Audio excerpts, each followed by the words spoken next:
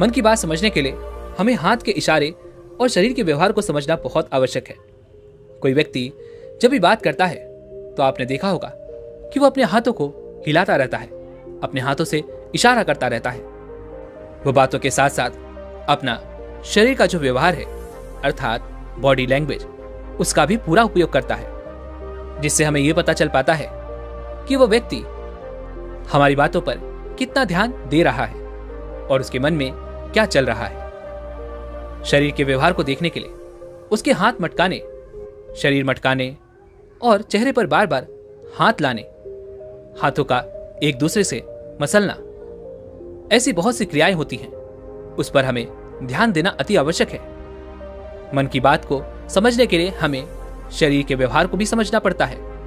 यदि हम इन 3 तरीकों को सही तरीके से ध्यान देकर इन 3 तरीकों को अच्छे से समझ लेते हैं तो हम बहुत जल्दी किसी भी व्यक्ति के मन की बातें बड़ी सरलता और सहजता से जान सकते हैं।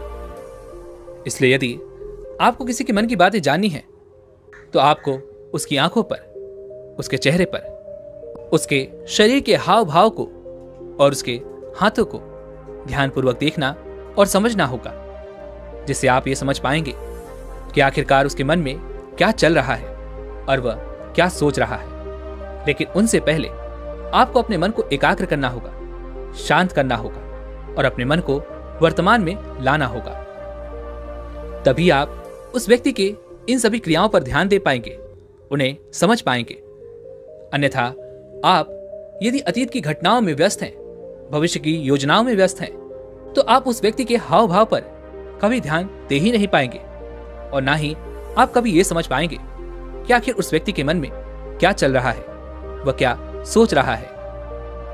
आपने देखा होगा कि ऐसे कई बड़े संत महात्मा हैं जो बड़ी ही शांति से आपको देखते हैं और आपको देखकर ही वो ये बता देते हैं कि आपके मन में क्या चल रहा है, आप उनसे क्या जानने आए हैं। और इसका सबसे बड़ा प्रमुख कारण यही है कि वो आपको पढ़ सकते हैं, आपको समझ सकते हैं, आपके मन की बातें जान सकते हैं, क्योंकि उनका मन एकाग्र है, शांत है।